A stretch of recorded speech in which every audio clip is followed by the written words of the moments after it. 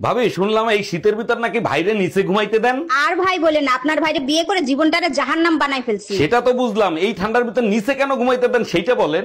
আর ভাই বলেন না, নতুন ড্রাইভার তো হর্ন বাজায় ঘুমায় পড়ে। এই বাধা বুন্যার আল্লাহকে বিয়া বইয়া আমার জীবন জৈবন বানের জালে ভাসিয়ে গেলে। আহ কি করলাম, হেইকালে যদি বাপ মার কথা মতো বিয়া বইতাম আইজ আমি রাজরানী হইয়া থাকতাম। আর এই বাধা বুন্যাটা রাতালে পড়িয়া আইজ আমার এই দশা। না খাইয়া থাকতে থাকতে মাজা কুমুর ডুলাইকে এক ফোড়া হয়ে গেছে। আর আমি তো কালে কি স্বাস্থ্য আনলে আমার হোগাটাও আনলে 10 ডালার না হান হেই হোগা এখন আতাইয়াও পাই না। তোমার পা দুঃখ ধরছে, এখন একটু থামো। চপ, একদম চপ, কথা কম। তোর মোহে বুলি পড়ছে না? তুই যদি আর একটা কথা কও, লাঠি দিয়ে যদি তোর বেটারি না ফাড়াইছি। বউ এখন বইয়ে ঘুমাও কামাতারি, যাও সহিতে যাইয়ে ঘুমাও। না আম্মা হয়েছে কি, কাইল হারা রাইতে আমার পোলায় ঘুমাইতে দে নাই। ওরে মাতারি, নতুন নতুন ওরাম বেড়ারা জ্বালা দেয়, অতে হয় না কিছু। তোমার হাউরে নতুন কালে মরে কম জ্বালাইছে।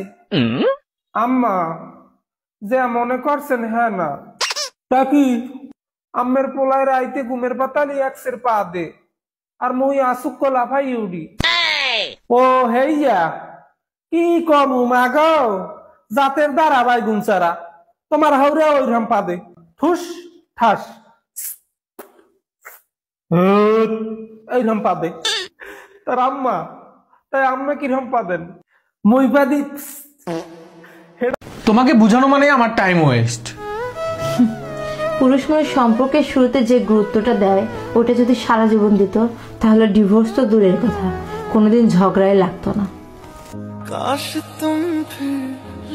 বোন রে, টাকাওয়ালা জামাই দিয়ে কি করবা? টাকার চার দেয়ালে বন্দি থাকবা?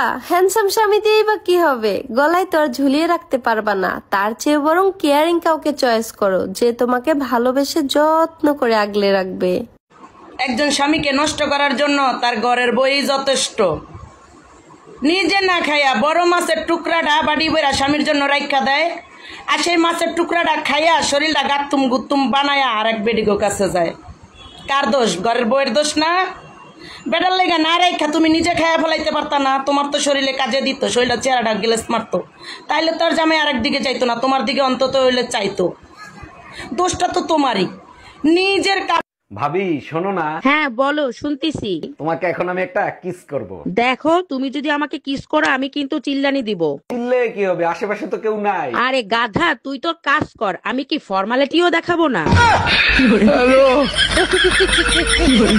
এই বাইরে কোথায় যাচ্ছ? যে কোনো সময় ঘূর্ণিঝড় আঘাত হানতে পারে। আমি মানিব্যাগে সবসময় তোমার ছবি নিয়ে চলি। আমার ছবি কি করে তোমাকে ঘূর্ণিঝড়ের হাত থেকে বাঁচাবে? যার পকেটে সুনামি করোনা থাকে সে কি ঘূর্ণিঝড়ের ভয় পায় নাকি? কি? আমি সুনামি করো না? এই কি হয়েছে তোমার? আবার মাথা ব্যথা শুরু হয়েছে? রাতে ঠিক মতো ঘুমাইতে পারি নাই, তাই মাথা ব্যথা করতেছে। তোমারে কতবার বলছি টেনশন নিয়ে ঘুমাবো না, কথা শোনো। আরে বাবা, টেনশন ছাড়া ঘুমাইতে তো চাই, কিন্তু তুমি তো বাপের বাড়ি যাও না। এই কি বললা? আমি তোমার টেনশন?